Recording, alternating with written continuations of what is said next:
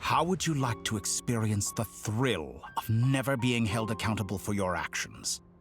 You could crush people like ants without consequence, or tear off their heads or limbs as you please. Believe me, such a life is but one small step away. What point is he trying to make? Freedom? But the freedom to kill? To do evil and get away with it? Why would you offer me that? The creation of a world is the ultimate scientific experiment. I have taken my research to the highest level, where I shall be not just a god, but also a servant to many sacred spirits. I shall heed the truth and perform holy deeds. A god's laboratory is the perfect playground, but it needs the right occupant to explore its full potential. Mortals are found everywhere one looks. Not so with Descenders. I'd prefer my first guest to be a distinguished individual such as yourself. And I know you could make the most of the opportunities it offers. So the condition for entering the new world is to take innocent lives. The same dilemma that Rerir once faced. Could I really bring myself to kill others for my own benefit? Rerir did. And look where it got him. Have you made up your mind? I can't do it. Your playground is no place for me. You're putting your hopes in the wrong person. But we both know I'm not quite the hero you say I am either. I have my own reasons for the journey I'm on. And they aren't all selfless. You've grown a lot since we last met, but there are still things you are unwilling to compromise on. This will only hinder you. Why don't I lower my requirements a little as a gesture of goodwill? I'll give you a little time to learn to be a less noble soul. That'll make things much easier for you. I really doubt I could live that sort of life. And yet you already sound less defiant than a moment ago. The benefits appeal to you because you can read the signs of the times. Why don't we return to my research facility? Your last visit was so rushed. There is much that I have yet to show you.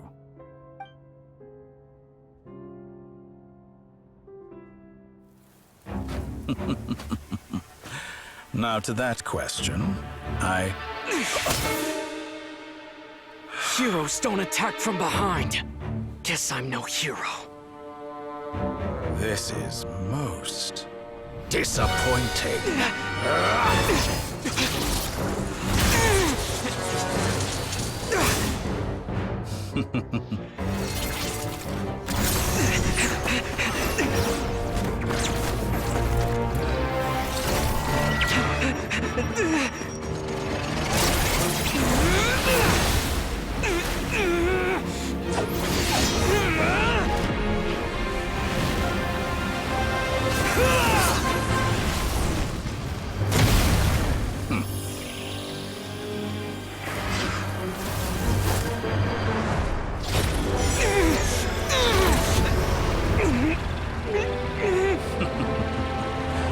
Now then.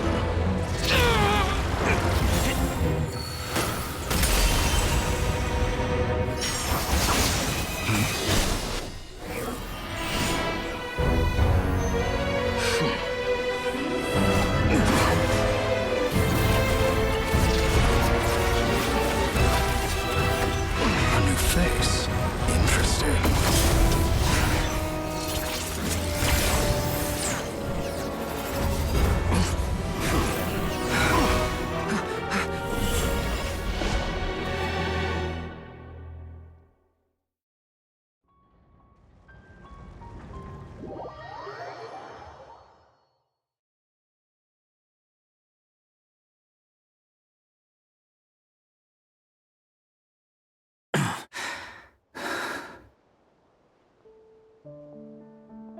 You're still gonna call me Hat Guy after that, huh? I didn't see anyone else in there who needed saving.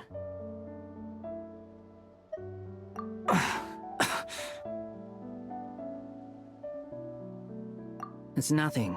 I'll be fine. Why are you looking at me like that? Is it that shocking that I'd come to your rescue?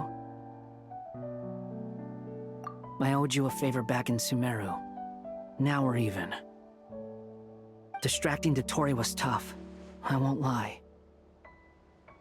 He's not gonna fall for the same trick twice. That was my one shot. I'd hoped to use it to take him out. Ugh. I never wanted to obliterate someone more than I do right now. Dotori doesn't recognize me, but his segments were originally made based on an analysis of my operational principles. I expect it's only a matter of time before he figures out what I am. So Dotori doesn't recognize Wanderer because he deleted himself from Irminsul.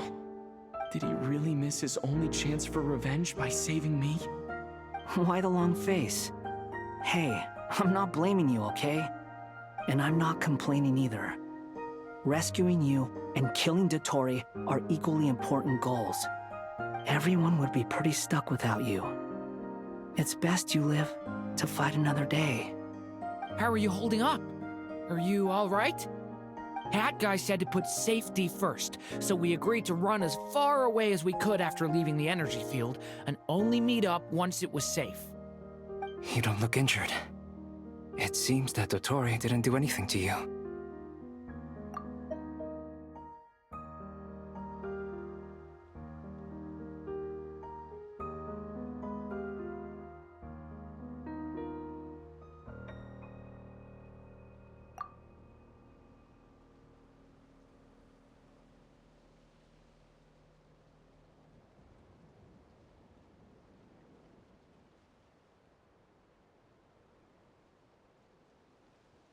All right. Rescue operation complete. Let's head back. There's a lot more work to be done before this is over.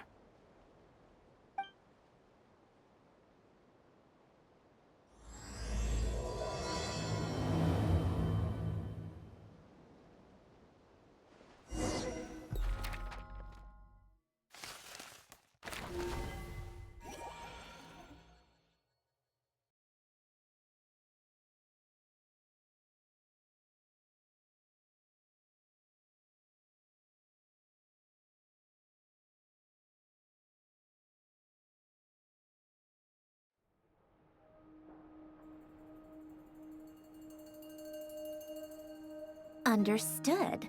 I will bear the Tsaritsa's decree in mind. I don't see what's so awesome about it, though. Does he really think everyone else is as immature as him?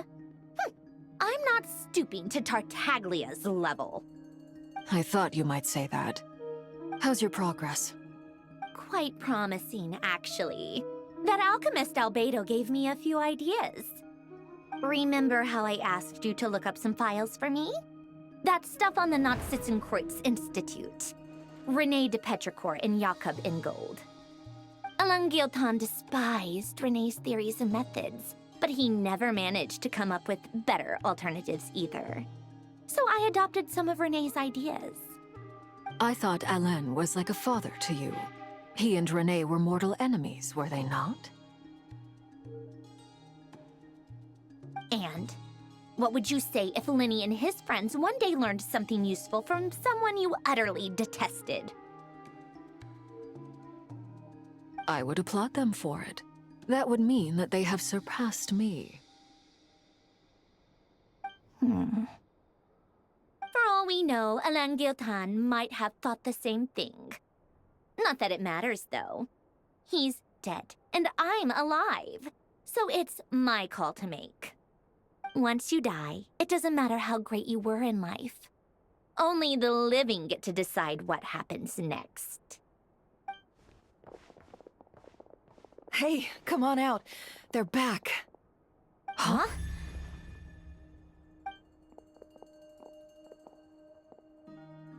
You're back? And your head's still screwed on? And you still have all your limbs? What does it look like? Way to keep your composure, madam. Excuse you. I am perfectly composed. Glad you're okay. Yes, it's a huge relief. Worry? Oh, yeah, right. You think we, the Fatui, were worried about you? We were worried sick. Hey! The Traveler and I were already friends. You are free to join this mission in whatever capacity you please. Much like your tea parties. It's a laugh a minute with you guys. I must say, I was quite surprised when Mr. Albedo told me he would need no additional aid. We discussed this on our way back as well. I am rarely so unequivocal, but in this case, we had full confidence in Hat Guy. He said he knew what he was doing. Albedo and I pretty much had to just wait outside on standby. Meanwhile, Hat Guy broke into the energy field and rescued the Traveler solo. You didn't have to mention that. Well, I'm thoroughly impressed. You are a force to be reckoned with, Hat Guy. Is he back? Is he really back? Traveler! It's really you!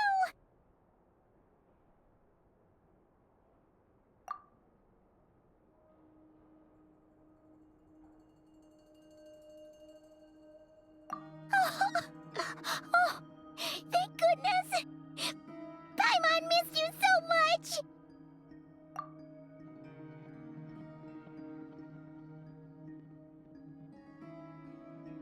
You can finally breathe easy, Paimon.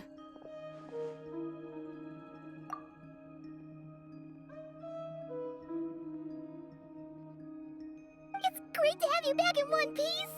Oh, Paimon's been having nightmares the whole time you were gone!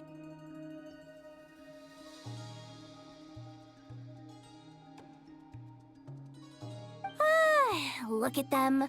You know, once you reach my age, there's nothing better than watching a misty-eyed reunion between friends. It's nothing. Same goes when you get to my age, too. I bet Ino and Anefa would be tearing up as well if they were here.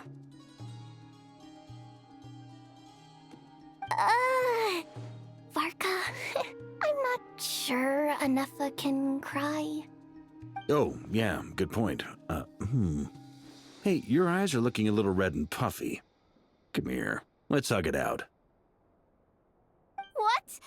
Ew, no! No, thank you. You're not my dad, okay? Knock it off! Everyone, I'm sorry for all the trouble I caused you. But the silver lining is, I didn't come away from this ordeal empty-handed. While I was being held captive, I learned a lot about Dottoro's current capabilities, and what he plans to do with them. Allow me to explain.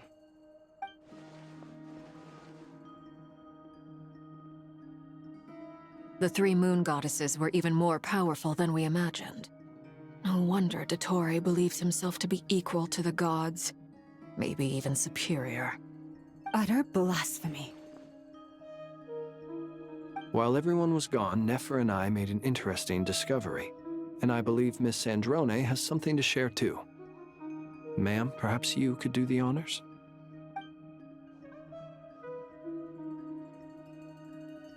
Called it.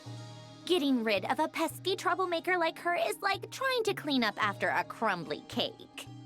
It always comes back to haunt you. Our next step is to find a way to bring her back. A place where time flows backwards, with no destination in sight. Surely it must have been created for a specific purpose. But I fear the answers are buried deep into Vat's history, held by great powers beyond our reach. It sounds like she's on a specific path through time, just traveling in the opposite direction to us. The question is, where does that path lead? Or will it keep going to infinity? We considered that question as well. Strictly speaking, time is not infinite. Indeed not. Every road has an end. Nicole! You sure love quietly sneaking in mid-conversation. I do, in fact. It's something I've always done at our mages' tea parties. Quiet, mysterious, and persuasive. You wonder what lies at the end of her road. Well, just as the world has a beginning and an end, so too does time. And so, the end of the road is the moment that Tevat was born. But where Miss Columbina will end up along this road, that depends on where this particular river of reverse time began. What about the original moons and the moon goddesses? Do they have a beginning too? All things do. In the beginning, no moons adorned the sky. It was the Dragon King Nibelung who raised the 3 moons into the heavens, and thus were the moon goddesses born. They were shadows of the planet, born to wield Nibelung's authority and oversee the world on his behalf. They were extensions of his will, manifestations of his majesty. But then one day, they disappeared just as suddenly as they had once been brought into being. Nobody knew where they had gone.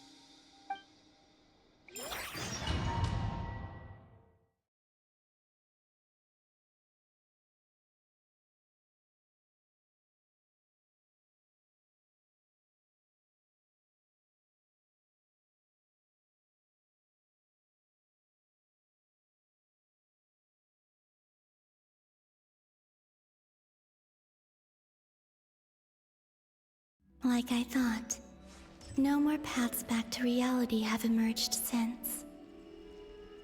But how can I be sure that I'm going the right way without scenes from reality to keep me on track? I can't even be sure of how long I've been walking for. The further I travel, the less stable this space becomes. There are even moments where I can sense something that feels like abyssal energy.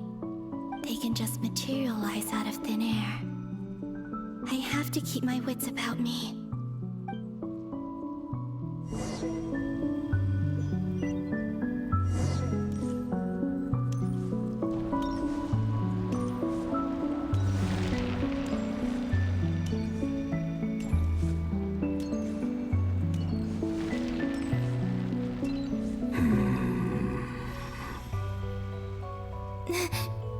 Is that the ray here of Solnari? I can't believe he survived. How d-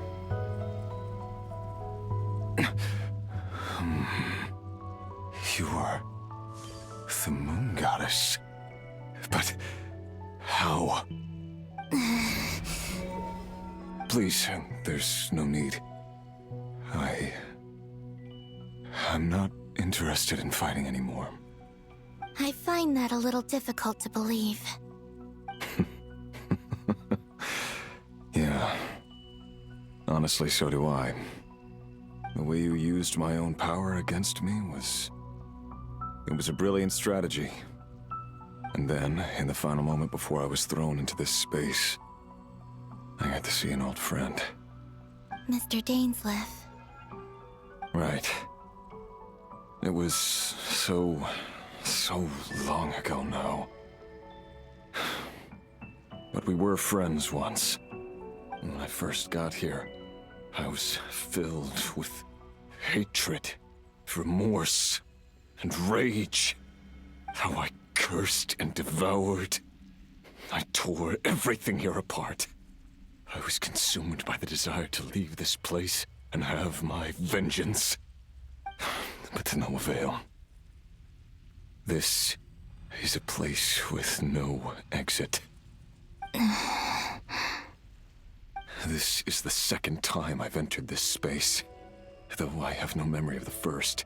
I was torn to shreds the moment I entered. But this time I survived. It must be partly because of this new body. And partly because of all the Kuvaki I absorbed in Nodcry. Are you the source of the abyssal power in here? Not all of it. Some is from when I first arrived here and tried to destroy everything. but there was already a degree of abyssal power here before I entered. And like a venomous snake baking in the merciless sun, it tried to slither into my shadow. Tried to? So, you rejected it? Yes. Because after that, the world suddenly became silent for a moment. What do you mean? The voices in my head, they were gone. And then I saw her. Her? Thalindis, my former lover. Never mentioned that she saw a memory of Thalindis leaping into the moon's reflection. More precisely, I saw her afterimage. I'm sure the real her is long gone. She was just an ordinary Conrian. She couldn't have survived here for very long. Anyway, why have you come here? Didn't you know it was a dead end? If I hadn't escaped through the moon gate, my friends would have been in far greater danger. Oh, I see. Because of your power. The power of a moon goddess. What? You'd like to know how I know, wouldn't you? The one who resurrected me said so. I could hear a deep lust for power in his voice. Do you mean... Dottore? Dottore. So that's what he's called. He'd been collecting fragments of my body for a long time. All so that he could resurrect me at the moment of his choosing. I had no interest in his research. But being as corroded by the abyss as I was, we were aligned as far as hunting the moons and recovering my strength were concerned. So that's why the Wild Hunt suddenly became so active in Nodcry. When I left the Fatui in my weakened state, Dottore must have felt that his time had come. Moon Goddess, could I ask a favor of you? What? I know this is a lot to ask, especially from someone who tried to kill you. If you refuse, I won't fight it. But this is the only thing I desire now. Nothing else matters. What do you want?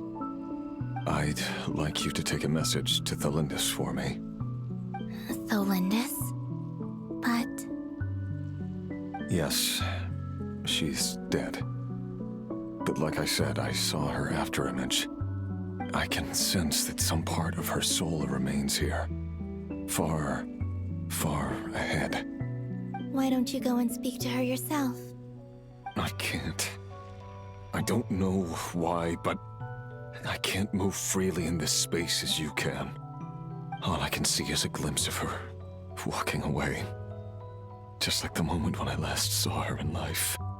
In return, I will clear these abyssal obstacles for you. No, not in return. I'll clear them for you, whether you want to help me or not. It feels like something I ought to do. Why? Yeah. Why, indeed. I've been asking myself that question a lot recently. Why did I do the things I did? I'm tired of it all. Tired of the person I became. People used me. And then I turned around and started using others. I hurt a lot of people. I think I grew tired of it long ago. But I wouldn't admit it to myself. And ultimately, that's how I ended up here. What do you wish to tell her? All of it. My past. My mistakes. Everything that happened after we were separated. Is it okay if I give her the abridged version?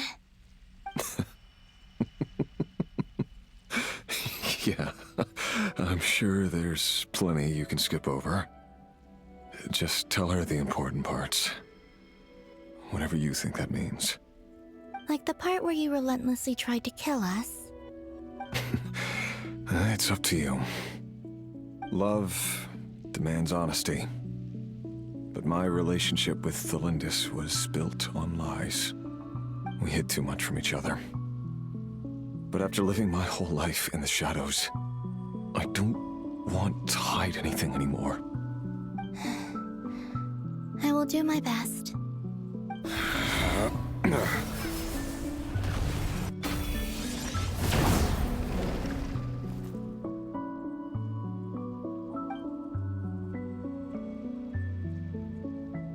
There. The Abyss will no longer stand in your way. Even though Mr. Dainsleif felt he had to fight you, I think he still regarded you as a friend. Dane? He said that you betrayed him, but he also felt great remorse at never having understood what you were truly going through. Why tell me this? Because if he'd known that someone could take a message to you, I believe that's what he would have said. Thank you. It means a lot. I know this will sound strange coming from me, but don't die, Moon Goddess. I can tell that you're determined to get out of here.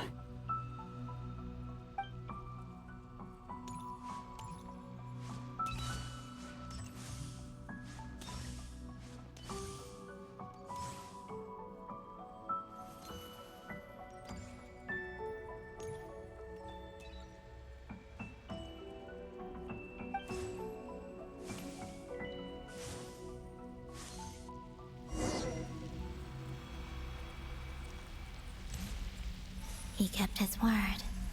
The Abyss is no longer obstructing my path.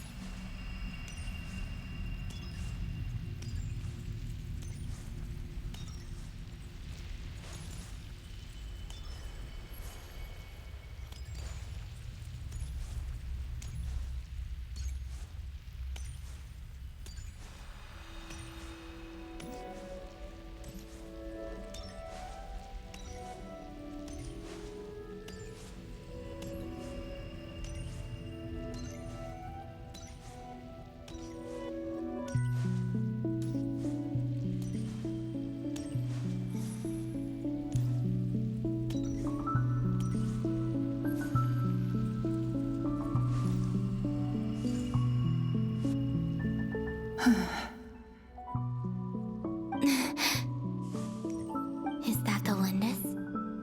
She wasn't far off at all. And yet, they can never meet.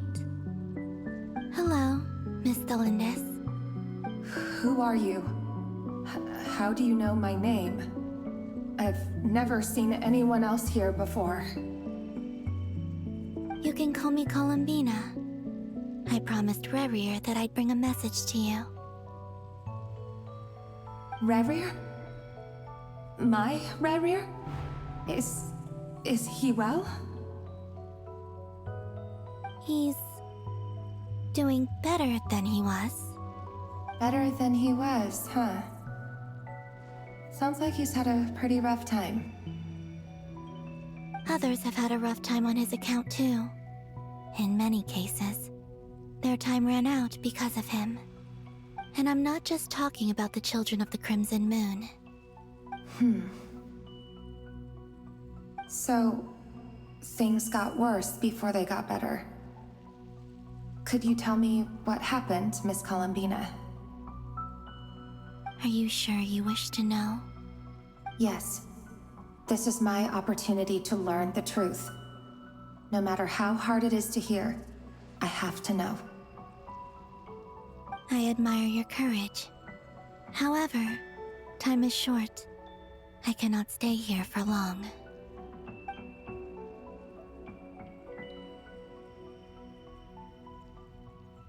Rerir had seeds of hatred in his heart, and many people nursed them for their own ends. On some level, everything he did was to try and find a way to see you again. But in the end, He came to regret his mistakes. He wanted to apologize for hiding his past from you. Beyond that, he did not say specifically what it was he wished to convey to you. But I'm sure that you've always been on his mind. You are what has kept him going over all these years.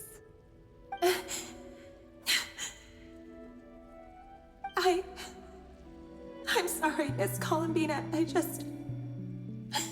This is so upsetting. I'm not sure how to put my feelings into words. It's all right. I understand. Well, that's everything from me. So, I guess I'll be... Wait. One moment. Time flows backwards here. The road ahead only leads further and further into the past. I know. I intend to reach the end of that road.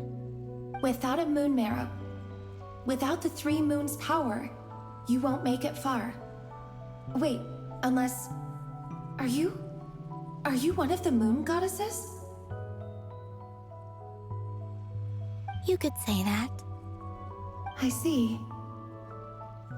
I often think to myself, if life is like a train ride, why haven't I reached the terminus?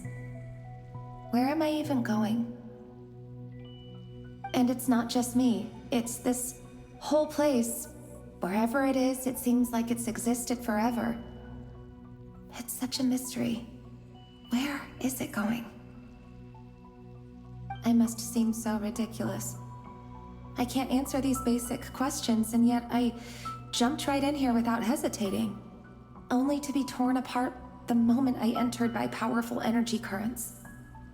Only my soul remains now. Thinking back, I was suddenly overcome with fear and terror in that moment.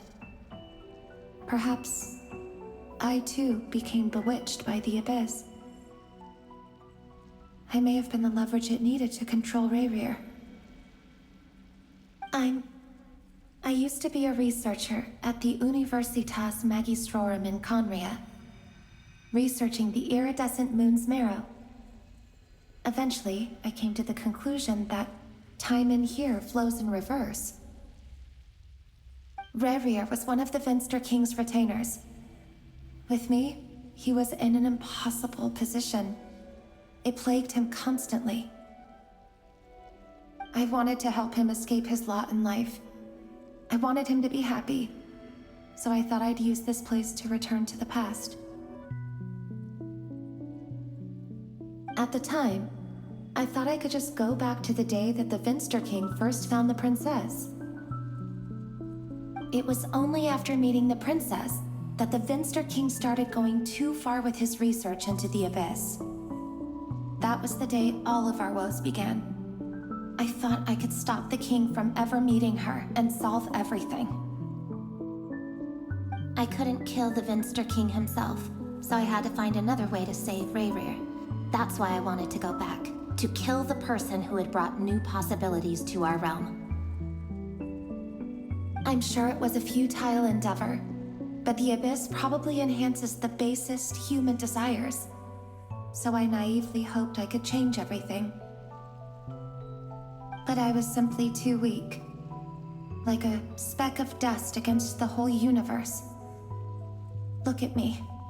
I didn't even survive the journey here. Not physically, at least. I know I'm never getting out of here. But you're different. You can make it, and I want to help you. I owe you that much. How do you plan to help me? Have you noticed the golden energy that exists here? Based on my past research and my observations since coming here, I believe they carry you forward faster. I can share what I've learned and help you understand the pattern in which this energy appears.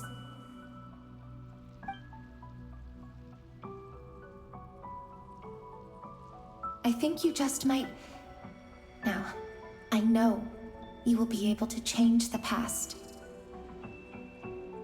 Also, I've been speculating about where this space ends. The documentation was scanned, but from what I know of the legends about the moons, the oldest ones seem to begin with Nibelung, king of dragonkind. I have no way of verifying any of it by this point, but if it's true, you might be able to reach that era if you keep walking. Understood. Thank you, Miss Thelindis. I'm the one who should be thanking you. If you hadn't entered this realm of everlasting death, what use would my deductions be? Thanks to you, they have some meaning. About Rayrir, I'm so sorry. For everything. It wasn't your fault. That's not true. Because we both feared bringing trouble upon each other, neither of us ever told the truth. And that dishonesty sealed our fates. But enough about that. I wish you a safe journey, Miss Columbina.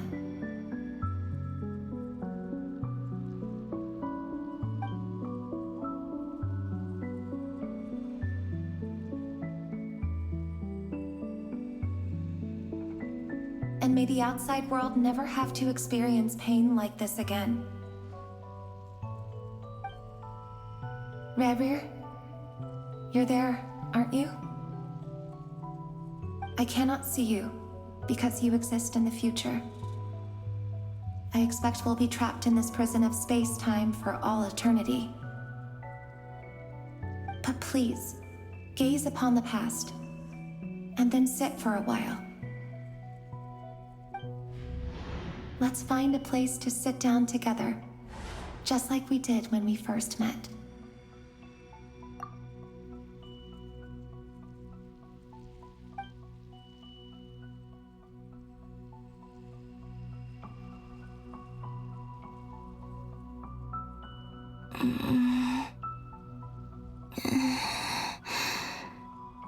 How long have I been walking? How much further till I reach the end? Is there even an end to be found?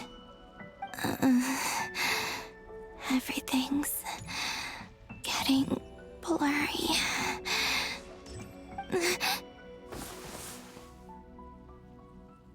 Huh? Are you all right, little sister? Have you come from the distant future?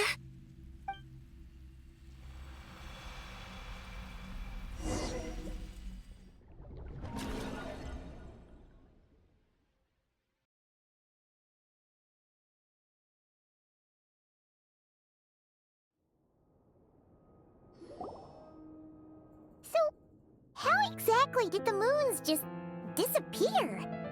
Shouldn't it be a little harder to get rid of major creations like moons? The world is a vast and ancient place. On a certain scale, all life lasts for but a fleeting moment. Miss Nicole explained that the moon goddesses likely perished in the War of Funerary Flame. The moons themselves were also destroyed at that time, save for the Frost Moon, from which a new moon goddess was later born. Am I missing something then? 'Cause the stories say that the moon goddesses were born on the moon, but doesn't Columbina say she was born in Nodcry? Huh, you're right! Why do their birthplaces differ? What's the difference between the two generations of moon goddesses? Also, remember what Sandrone said? Her scans detected 4 moons. In other words, 4 moon marrows. Technically, the result of the scan means that 4 moon marrows were detected and positively identified as moons in that moment. In other words, this piece of information alone isn't enough for us to know how Miss Columbina is doing right now. Yep, we have no way of staying up to date on whether she's dead or alive. She's on her own for now. But at least she's trying her best to get back to us. Yeah, she's a tough cookie, and a sore loser too. We have to trust that she'll find a way, because we really need her power. As much as it pains me to say it, we've got no chance of beating Dottore in a straight-up fight. He's much too powerful. It wouldn't even be close. That maniac is going to devour everything in his path until he reaches us. We need to find someone or something that can stop him before he does anything worse. I'll be frank. Our only hope of defeating this false god is with a real moon goddess on our side. I'm not just saying this because Columbina's a friend and I want her back safe and sound. It's just the truth. And I know that even she was no match for him when he attacked, but I don't have a better solution. We're not giving up on saving her, whether she can defeat Dottore or not. Right. Don't worry, Miss Sandrone. We're all aligned on saving Columbina. No one's trying to argue that we can only justify saving our friend because it will help save the world. This is about multitasking. We want to save both. So, she's more than just a moon goddess to you guys? Absolutely. Duh! She's part of the king! And you are too, you know. Yes, I know. You don't need to labor the point. I knew that the moment I came running over with my documents that I was part of the in-group. I mean, if Arlecchino can fit in, I certainly can. Anyway, as for how we get Columbina back, I've been working on it constantly. But I think I'm still lacking certain information about the moon. I'd probably get there if I could continue my calculations, but the problem is, I've run out of computing power. Computing power? You mean you need more energy? No, the issue isn't energy, it's processing power. There's so much data to get through that the whole process has just ground to a halt. That's a tricky problem. René de Petrichor of the Nazissenkreuz Ordo once foretold the fate of the world. But I don't know how he did it. My guess is that he used the primordial sea's power. However, that won't work for me. His methodology was vastly different from my own. What's worse, they're incompatible. And to top it all off, we can't even leave Nodcry. Ugh, this is so annoying. If I'd known we'd run into a bottleneck like this. Well, no, the design bureau's a bust as well. Curse that Dottore! Couldn't have made this harder for me if he tried. Oh, what do we do then? How about we grab a bite to eat and take a break? Maybe something will come to mind after you've cleared your head. You don't get it, do you? I'm trying to calculate the fate of an entire world here. And I need accurate results, not vague prophecies. Where the heck am I gonna find the computing power for that? Ahem. Anyway, time to shelve the discussion on technical difficulties. Being a killjoy isn't very ladylike, after all. Either way, we've done what we can. Rest well, everyone. Remember to let us know if anything new comes up. Hat guy? Is he hinting that we should talk outside? Let's go somewhere a little more private.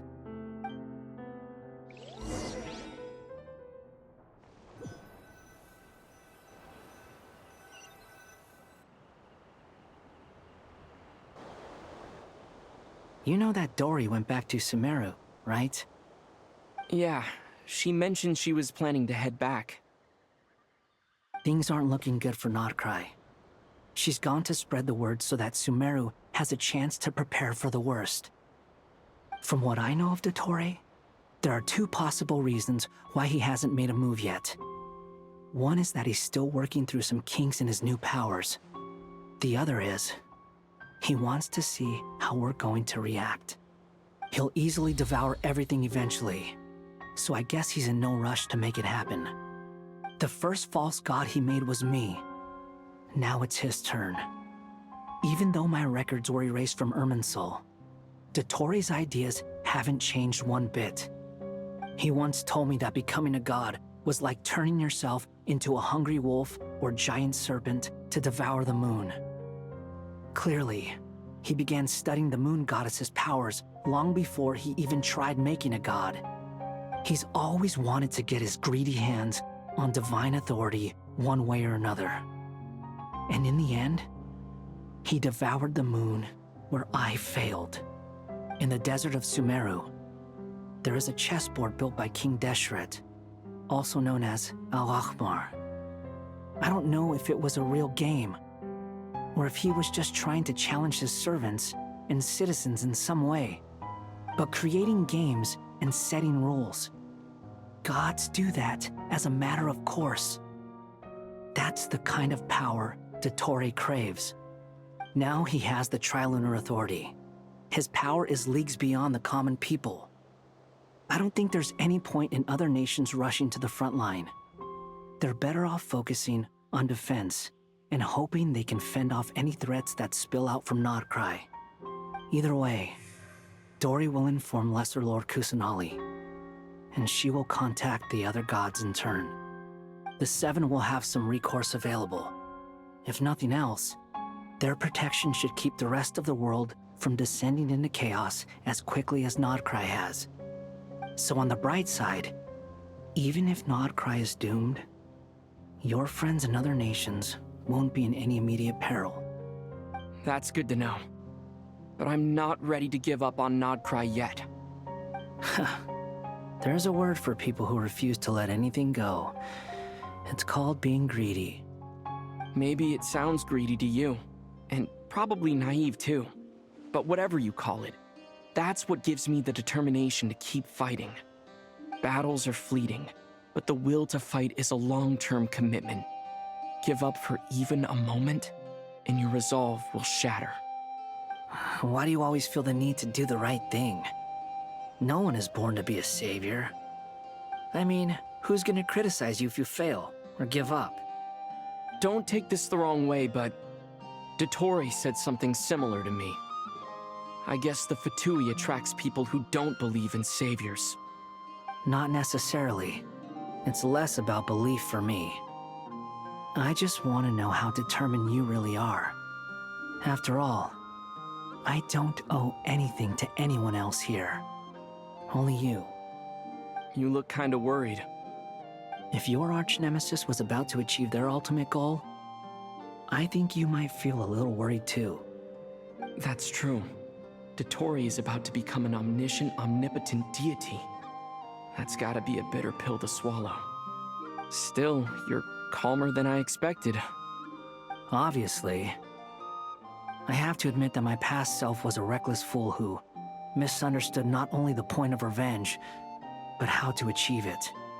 And as much as I want my vengeance, I know I'm not gonna get it by acting alone. If the world's taught me anything, it's to think before I act. Too bad it never taught me any other virtues, though. So, I am going to destroy Dottore, no matter what it takes. So, what's your plan? I'll get to that. First, tell me, what do you think of Sandrone? Just like Paimon said, she's a friend, part of the gang. How much do you trust her?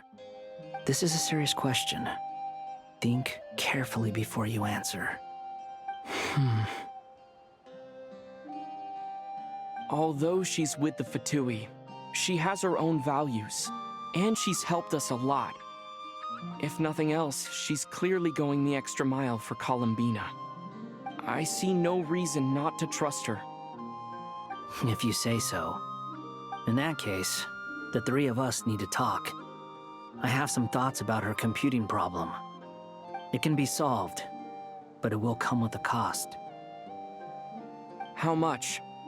If I can afford it, I'll cover it. Sometimes your heroism really backs me into a corner. You know that? Come on, let's go talk to her.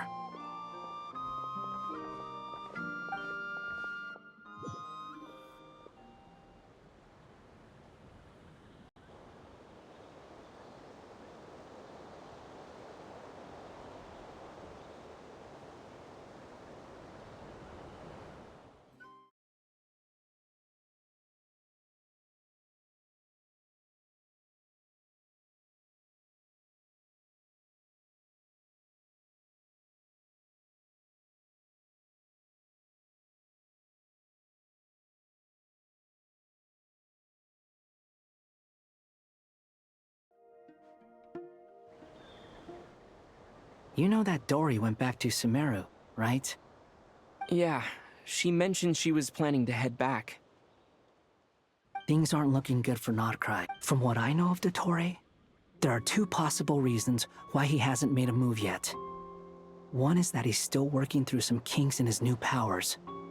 The other is, he wants to see he'll easily devour everything eventually. The first false, he once told me he's always in the desert of Sumeru. But creating game, now he has the Trilunar Authority. Either way, Dory will inform Lesser Lord. The Seven will have some recourse available. If nothing else, so on the bright side... That's good to know. There's a word for people who are... Maybe it sounds Greek. Battles are fleeting. Why do you always... I mean, who's... Don't take this the wrong... Not necessarily. You look kind of... If your arch nemesis... That's true. Still, you're calmer than I expected. Obviously. I have to admit that inasmuch as I want my vengeance... Too bad it never taught me. So... I'll get to that. Just like Paimon. How much do you trust? This is a serious question. Although she's with... I see no... If you say... In that case, it can be solved. How much? Come on. Let's go talk to her.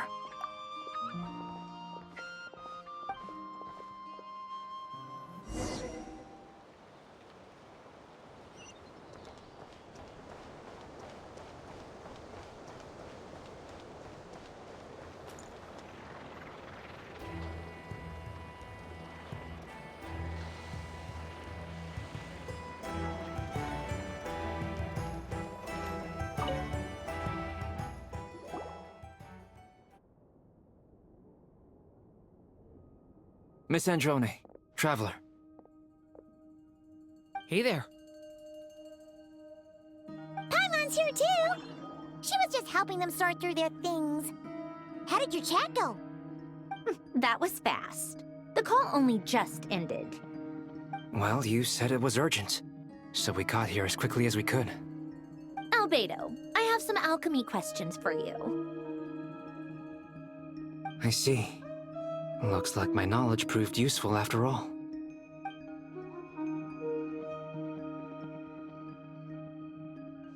If I might ask, what is the end goal for the modified formula you'll be using?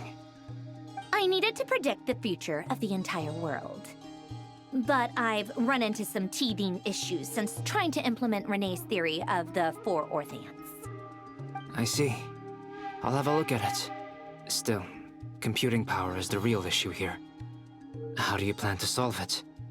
About that, it's been sorted. Oh, with the Traveler's help? Actually, you're not wrong. He found the person with the solution. Was it Hat Guy? Yeah, it was him. Wow! Go Hat Guy!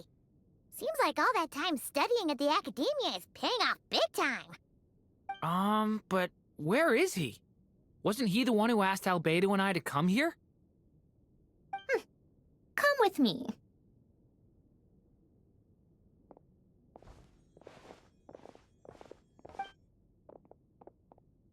Hat Guy? What's happened to him? Hat Guy! Can you hear us? No response. I guess he's in hibernation. Hat Guy mentioned that he was a puppet. It seems that his functions are currently shut down. I presume this has something to do with the solution to your computing problem. That's right. He and the Traveler came to see me. Wait, what? You have a solution? Would you calm down? Why do you always react so hysterically to everything? Excuse me? How would you know? You shouldn't be so quick to judge complete strangers. It's very bad manners. Oh, please. It doesn't take that long to figure out that you have a temper. Where does a mere student get that kind of confidence? I've actually published more papers than you. Not that status counts for much. Even Paimon's applied for academia admission. Huh? Are you serious? See? This is why I can't be bothered to explain myself. She recognizes no one's skills but her own. Okay, fine. I'll hear you out. So, tell me, how do you propose to solve my computing power problem? This world itself is constantly processing all kinds of information. If it's the world's future you're trying to calculate, you need a processing device that's designed to cope with that volume. Easier said than done. Only Irminsul can handle that kind of... Wait, is that what you're suggesting? But surely we can't just plug my formula directly into the ley lines. You should be able to tell that I'm not human, right? Yeah, I noticed. The technology, though, seems pretty ancient. Very different from Fontaine's. It's a completely different system. Conrian, to be precise. I'm what they would have called a puppet. Puppets need an energy source and processing power. The artisans who built them sought out the materials most suited for that purpose. You? Do you mean... The Traveler and I have talked it over. He's willing to vouch for you. So, I'll allow you to borrow my core for your calculations. It was built using wood from a silver white tree, which makes it a small part of Irminsul. Conrian technology and Irminsul wood. Who in the world could have built you? Are you sure about this? A puppet without its core will cease functioning completely. And if it's left in that state for too long, it might not recover. You could die if you do this. You do realize that, don't you? I can put two and two together, yes. No need to rub it in. I won't lie to you.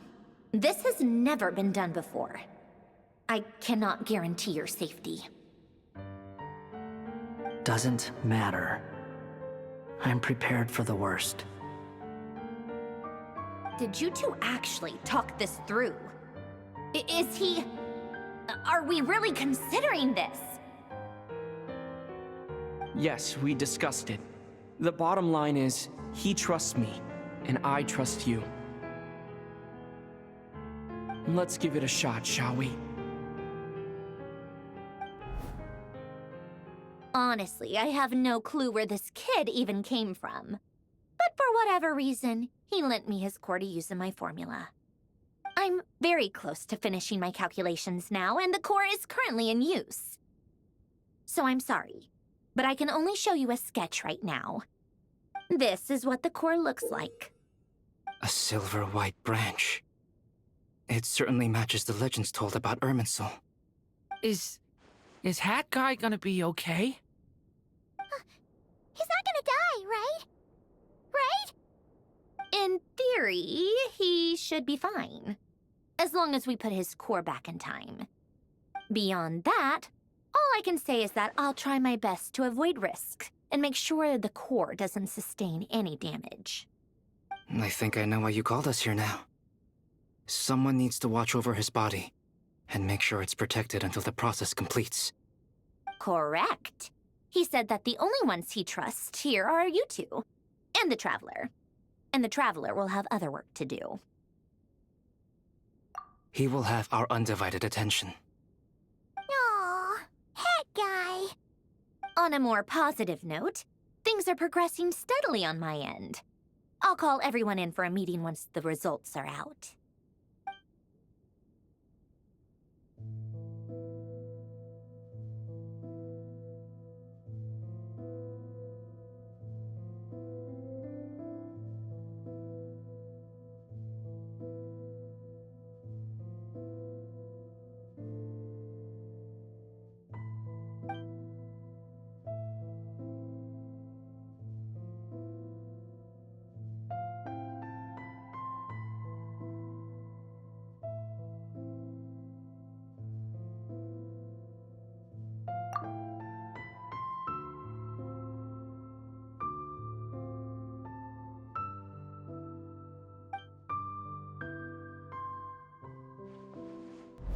The worst case scenario with the core removal is either a system reset or a total loss of function.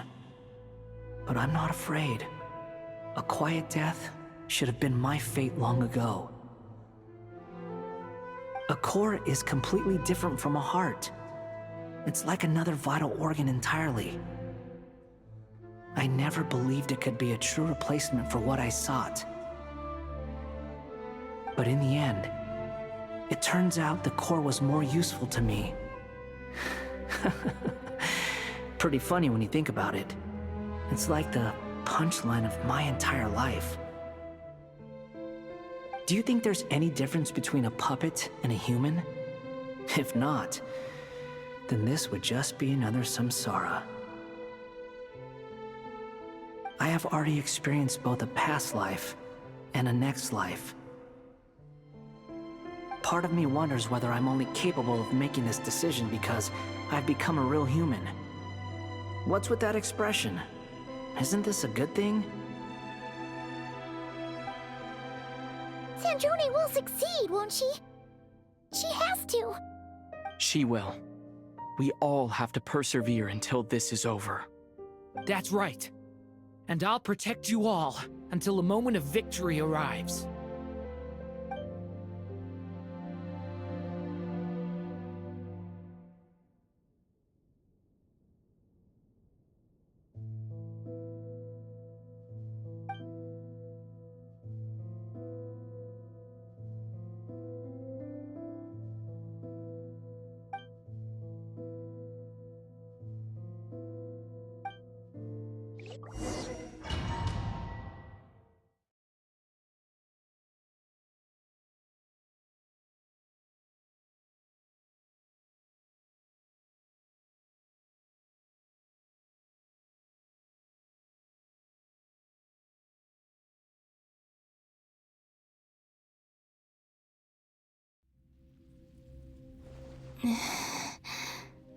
Who are you?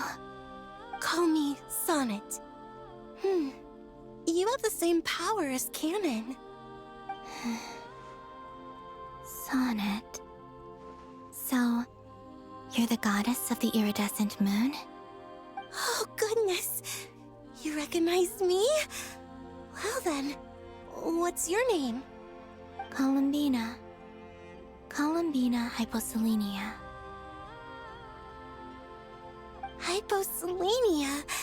What a lovely name. Did you choose it yourself? It was a joint effort between me and my friends. Friends? You mean your friends in the heavens? Huh? Oh, sorry.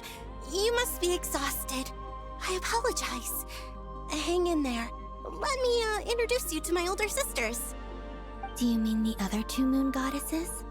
Arya and Canon? Wow, you sure know a lot. Hey, does that mean that our story goes on into the future? Oh, I guess that wasn't the best question to ask. It's alright. We were prepared for that possibility. You could say we were too prepared. I can't even remember how long my sisters and I have been here by this point. When did you get here? How long has it been? I can't say for sure, but it feels like it's been forever. I see. Are you feeling all right? You look a little unwell.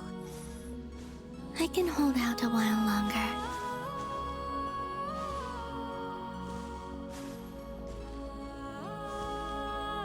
We don't have far to go. The place where my sisters and I are based is just up ahead. Don't worry, they're both really nice. I'll introduce you.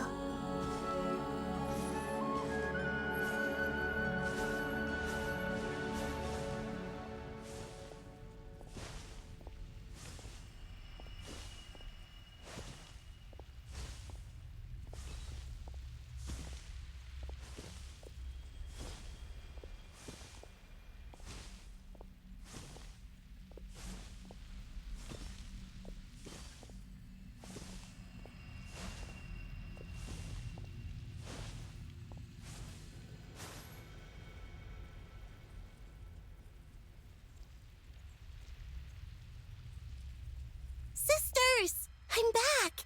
And look who I've brought with me!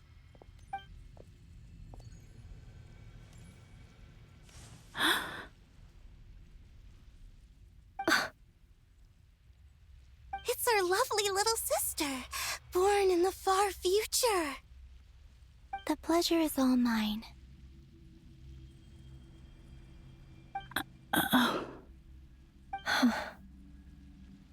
Allow me to introduce you to Columbina hyposelenia.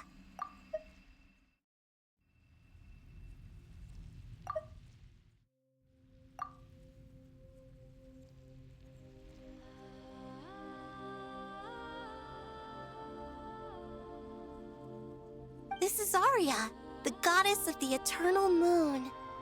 And this is Canon, goddess of the frost moon. Canon, don't you think Hyposelenia's power is similar to yours? Hello, Columbina. I apologize for our startled reaction just now. And please, forgive our little sister if she's been annoying you. She tends to talk a lot. It's fine. You seem shy. Don't worry, Columbina Hyposelenia. No one can hurt you here. Could you tell me where here is? Please. I must know.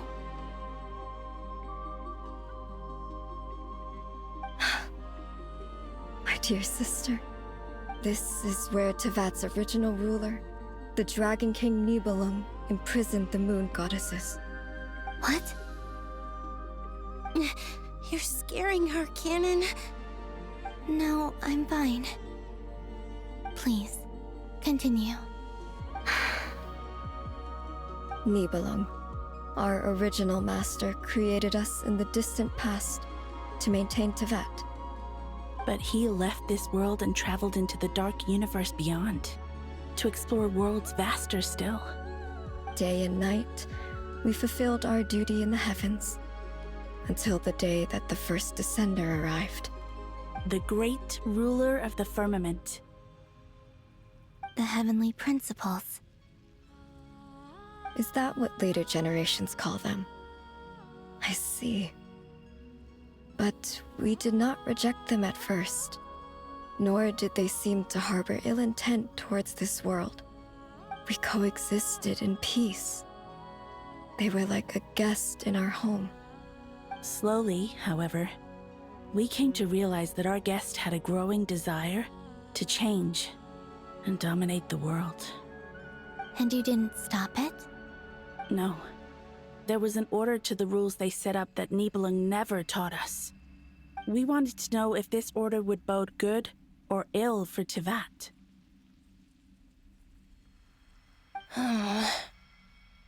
All right.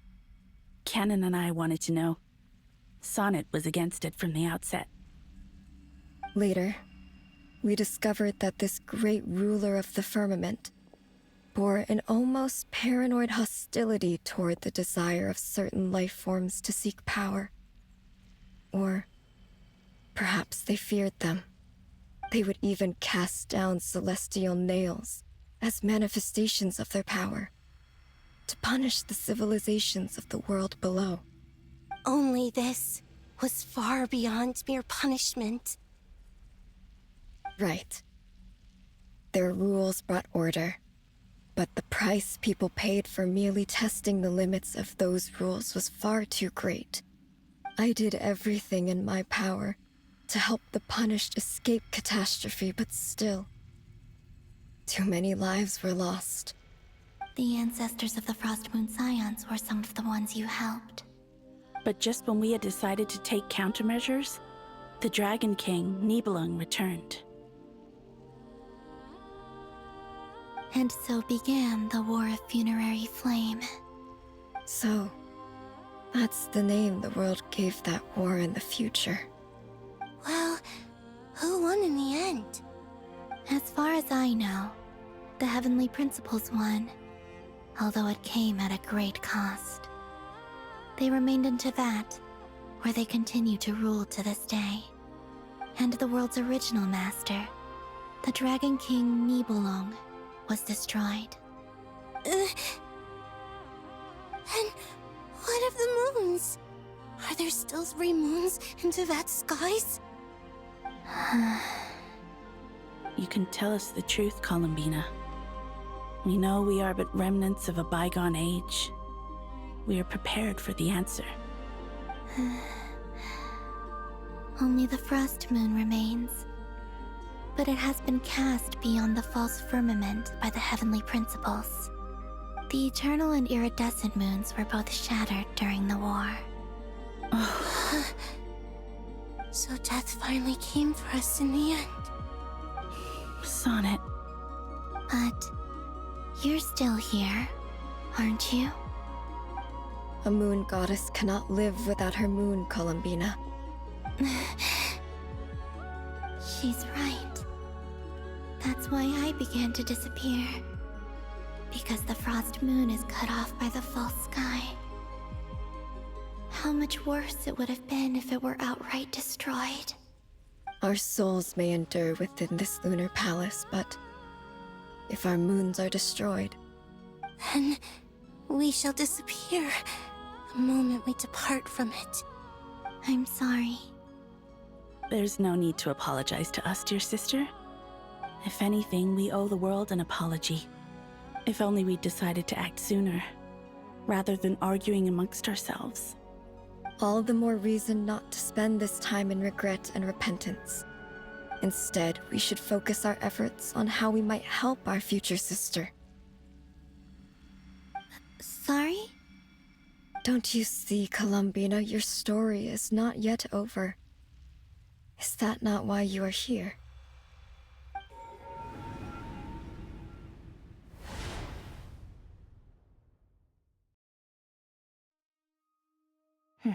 It's done. Initiate numerological array. Continue running primary process. Calculate the world's fate through extrapolation. And identify nodes of potential change. Secondary process, scan for moons. Still 4. The number of moon marrows hasn't changed. Wait, let me think. Is it possible that there's something I've been misunderstanding about the moons all along? Variables. Variables in the world. I know where potential variables within the world come from. So what about the moons? Are there any variables there? Like their life or death, for instance. What if being alive or dead makes no difference to a moon? But that's so strange. Even immortal gods can die. Why would the moons alone be? Wait! Wait! I've got it! I've got it!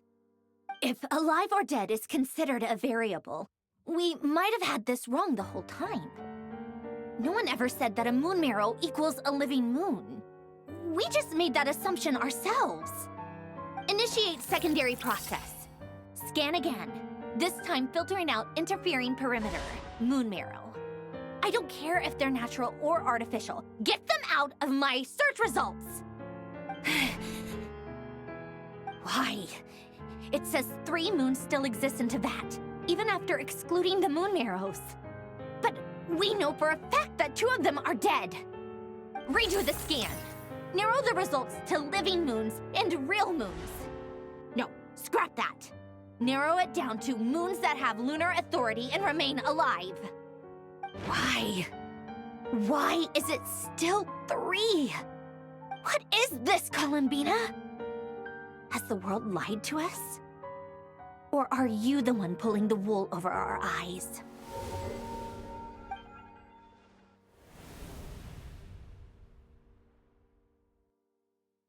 So, you think that the moon's reflection might be where Nibelung imprisoned the 3 moon sisters? Yes, it would explain a lot, such as why that space would respond to a moon goddess's power, opening the moon gate at her command. It would also explain why Miss Columbina has been unable to leave, and why time flows in reverse there. In the messages she sent, Columbina promised us she'd find a way to return, but we have no way of knowing how, when, or where this might happen. The fact that she still has yet to reappear in this world indicates that returning from that place is no easy feat. We cannot afford to simply wait for her. So you're saying, if she could return by her own power alone, she would have done so long ago? Yes, she certainly wouldn't leave it to this late stage when it's so touch and go. I've been giving this some thought, and I've come to believe that Luana's heart might be an anchor that she left behind, as a sort of future waypoint. This could also explain why Luana's heart is always by the Traveler's side. Sounds like a plausible theory. If that's the case, there must be some criteria we need to fulfill to allow Columbina to return to the present. The question is, what could they be?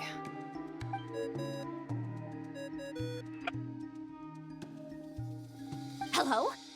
Listen up! This is extremely important!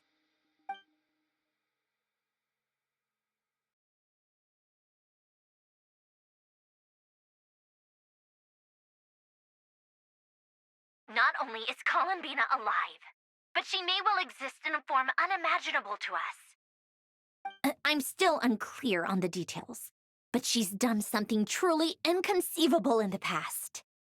And the clue to what she's done lies in the moon and Tevat sky. Truly amazing. Oh, I'm so delighted for her. I'm sure we all feel the same. And I'm sure Columbina is ready to get back here and fight by our side. I'll keep my calculations going and try to find some way of coordinating with her. But that's not an excuse for everyone else to slack off, okay? All of you had better keep trying to think of solutions. How can the dead moon still live? And Luanatar...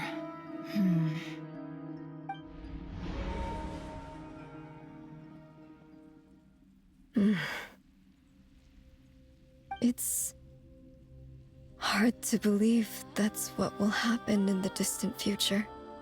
Our authority is linked to the most fundamental rules of Tevat. I suppose it's no wonder that many would covet that power. I didn't realize that when you said friends, you meant people who live down in Tevat. That's so lovely. I always wanted to go down there and have some fun. Have you ever tried leaving this prison? Of course. Between us, we've tried everything. But no matter where we go, this space will eventually bring us back here. It's like the center of a whirlpool. Everything ultimately converges here, at the moment when Nibelung imprisoned us. In that case, have you tried using any of those pathways that connect this space to the real world? Sorry? What are those? They're passages through which you can make small-scale changes to reality by using Kuvaki.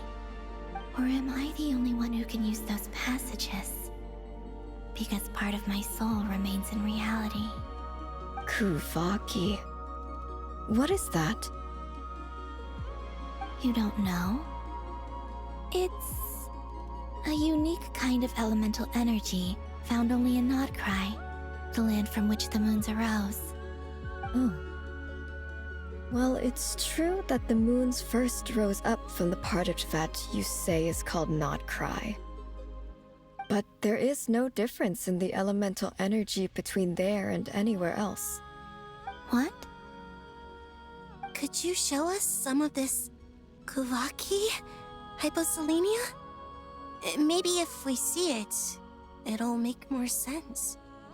Okay.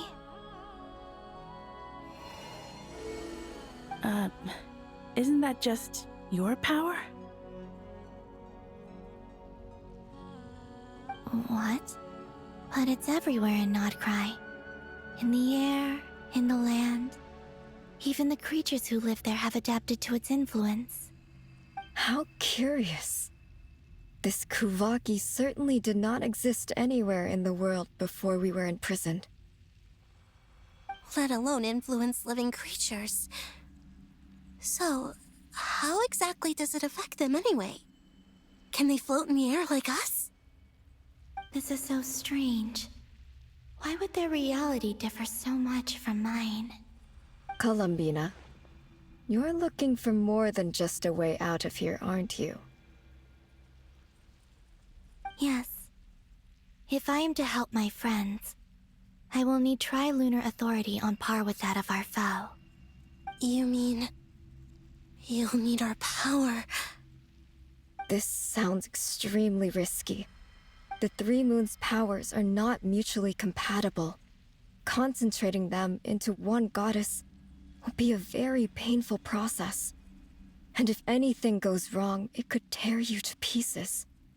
I know. But I'm willing to take that risk.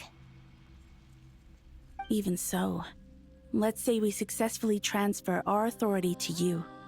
How will you take it outside this prison? Nibelung constructed this realm specifically to prevent us from using our powers to interfere in his war. No moon goddess can leave this place alive. What if I don't leave alive?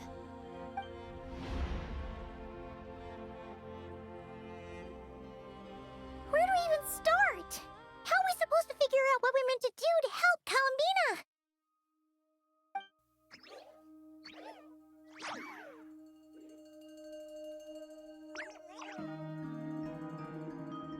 Columbina? What do you need from us?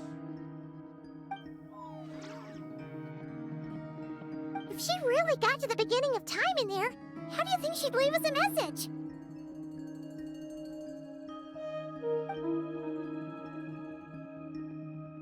You don't think she'd write it down on a stone tablet somewhere in the hopes that we'd find it, do you?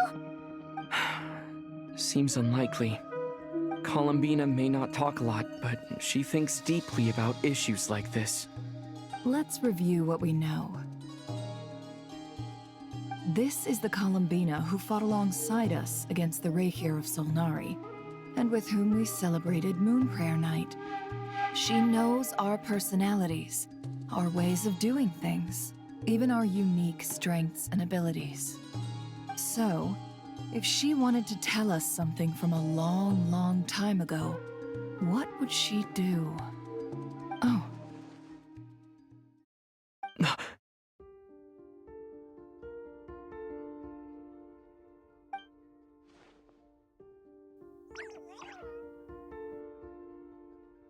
Traveler, you once said that those golden ripples also appeared when Luanatar was born. What if Columbina left Luanatar here, not just as an anchor to the real world, but for some other purpose? If she is part of Columbina, and Columbina knows that I can see past events through her... Oh yeah! Like when you peeked into Rarer's past through his heart! Nefer, wait!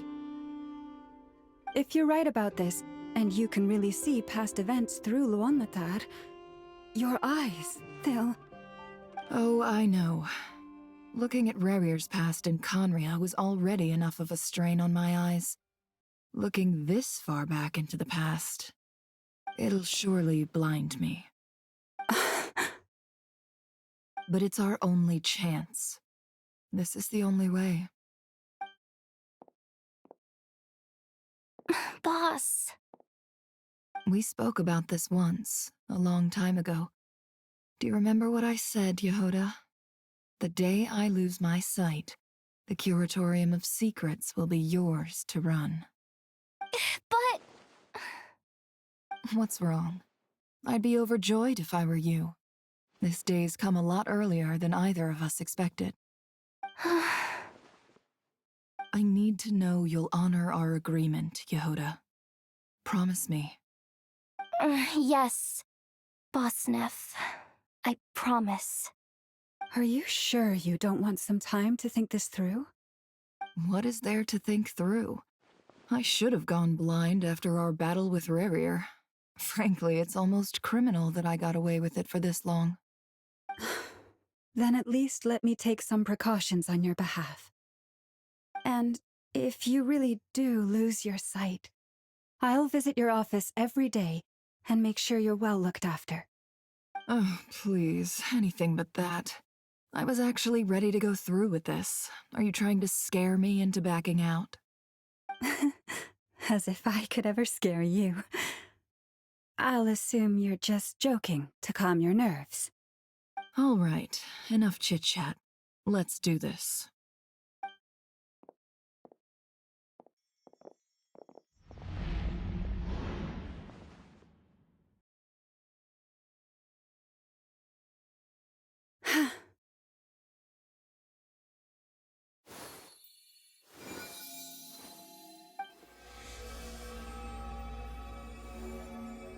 All done. Good. Now give me some space.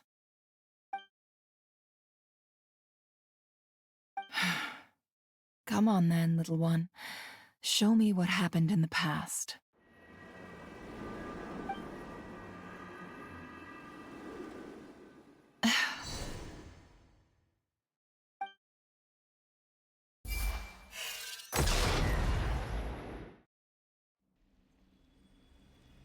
Between the Trilunar Authority, Kuvaki, and the soul-surviving moon, the Frost Moon, I think I might know how to get back. But I will need my sister's help. Time to go talk it over with them.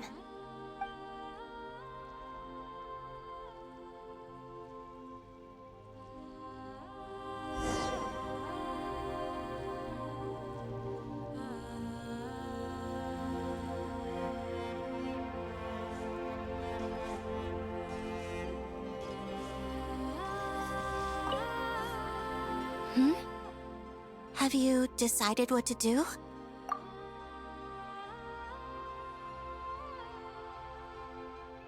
I hope it's not too dangerous. You really scared me when you said that thing about not leaving here alive. Come on, let's go find the other two.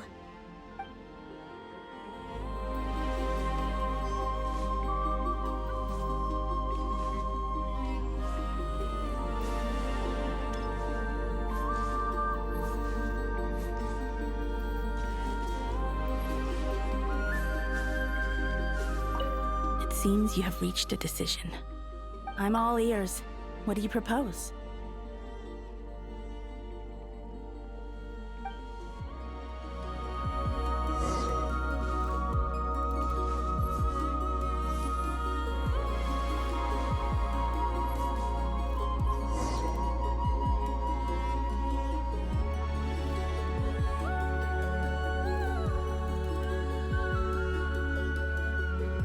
Have you figured it out, Columbina?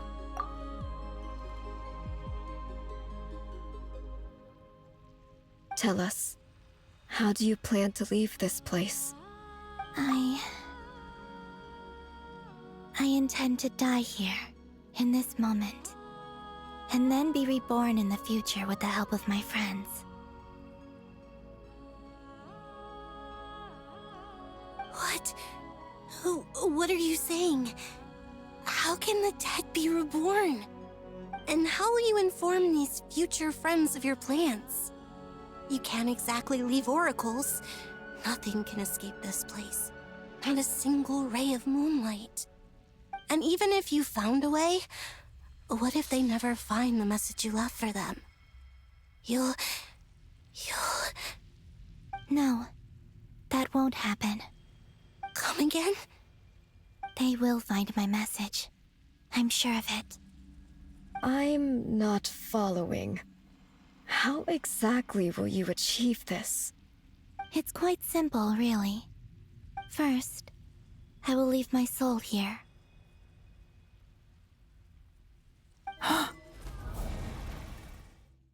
I see it. Your soul? You mean you're a divinity?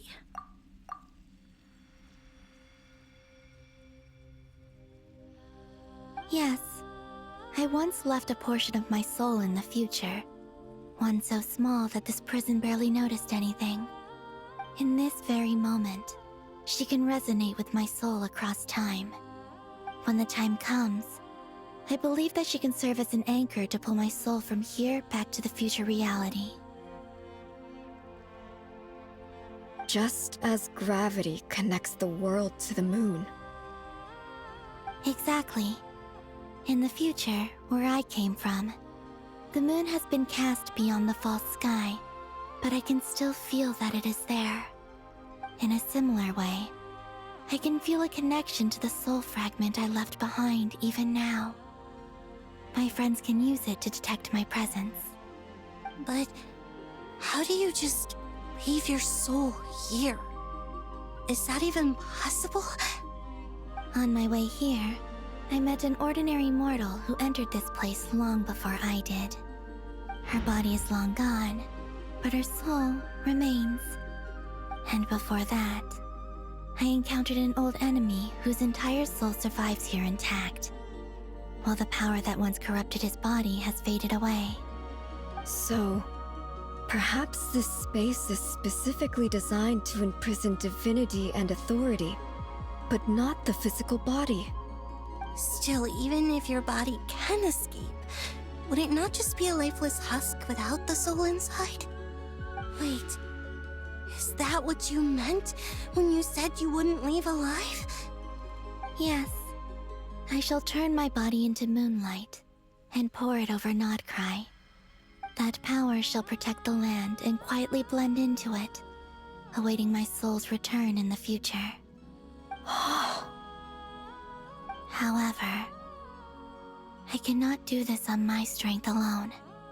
I would need your help to do this, so I'm humbly asking for your assistance. Oh, dear sister, you need not be so formal. As I said before, we are but remnants of a bygone age.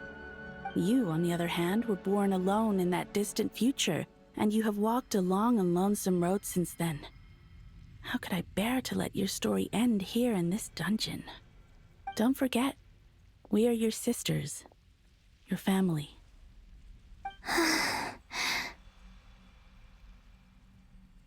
Arya's right. Actually, I've always wanted a little sister. Can you imagine how it's been for me? Getting nagged by 2 older sisters all the time. Now, I finally get to be the big sis. And not just that, but I get to help you return to your world, too. How could I say no to that? Sonnet.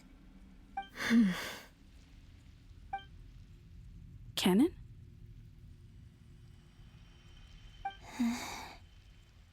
I'm sorry. I know this is a bold request. The Frost Moon is rightfully yours, and it remains intact. Oh, no, please, don't misunderstand me, Columbina.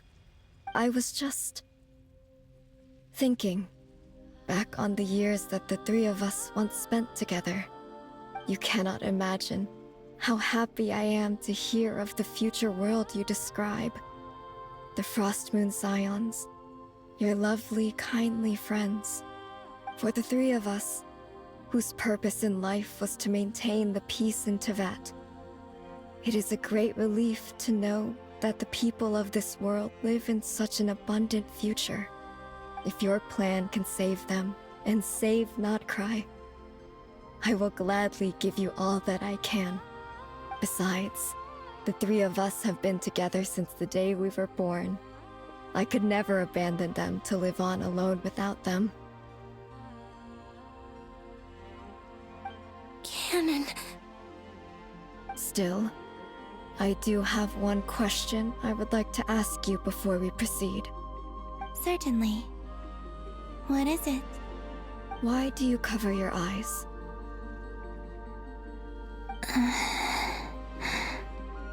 Yeah, I was curious about that too. But it seemed personal, so I didn't want to intrude.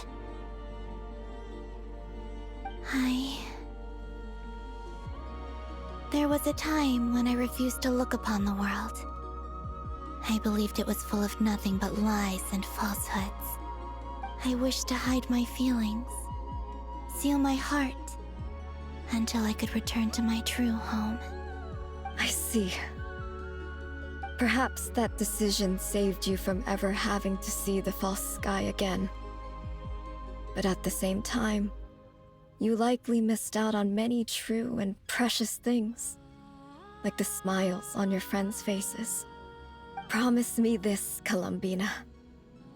When you return to the future, open your eyes, take a look at the world around you, and see your friends.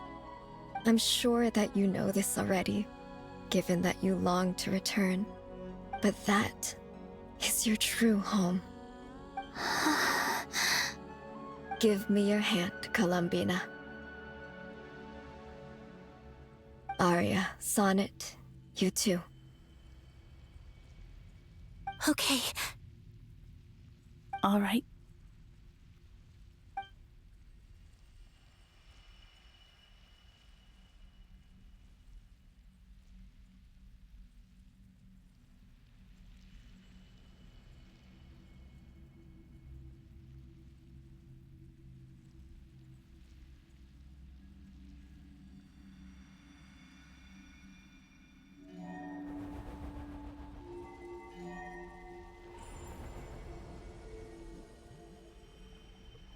We once were the song sung for eternity, but now it is you who must continue to sing. We once were the tides in the great river of time, but now we subside, and you arise. We were the messengers of madness and inspiration. But now, the lies have faded, and your truth must endure. We are souls awaiting the sun. You must return to be with those who smile when they see your face.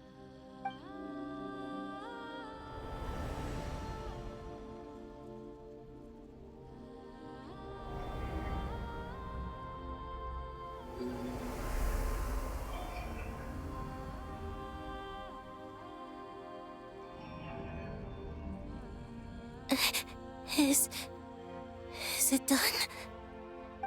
Yes. We have transferred the authority over all 3 moons to Columbina Hyposelenia. From this moment on, she is the Tri-Lune Goddess, the one and only moon goddess of this world.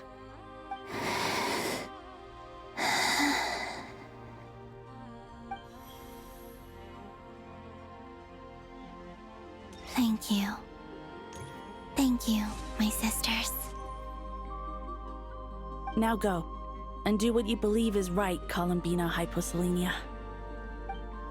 Be aware that we cannot grant you the power of the 3 moons beyond these prison walls. The conflict that arose over their remains following our disappearance will still take place. I understand. Sisters, oh, my body. It feels... Now that we have given up our power and authority, our bodies are merely mortal shells. This prison is dissolving them as we speak. It's okay, Sonnet. The end must come for every god, just as it does for every human. That's all this is. The final destination of our lives. Canon and I will be by your side the whole way.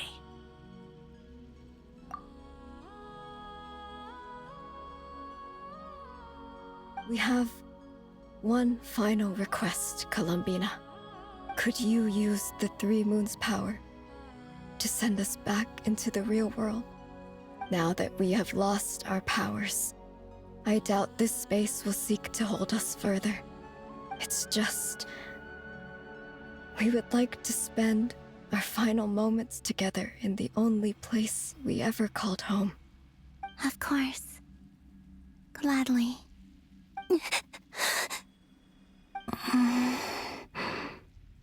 Sonnet? Yes? Don't... I wish I could tell her not to give in to the abyss. Not to be afraid.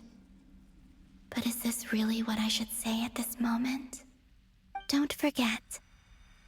I'm so glad to have a big sister like you.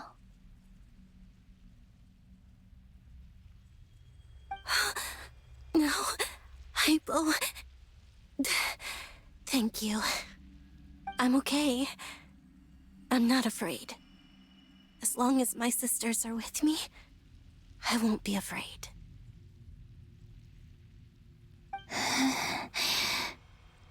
It looks like this is goodbye, sisters. Goodbye, Columbina. Take care of this world in our stead. I will.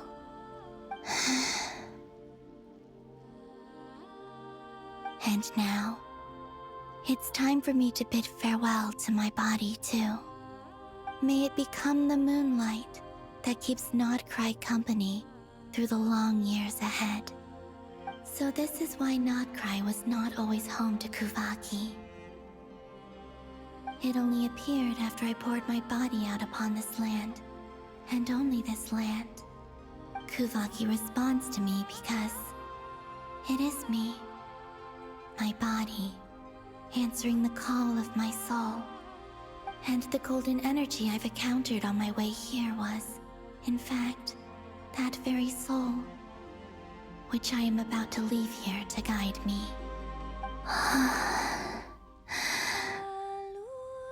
O power Trilune, eternal moonlight.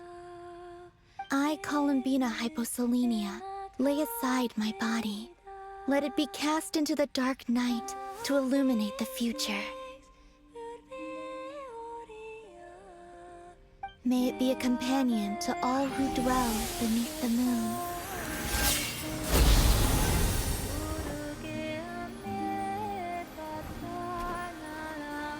Until the time comes for me to return home.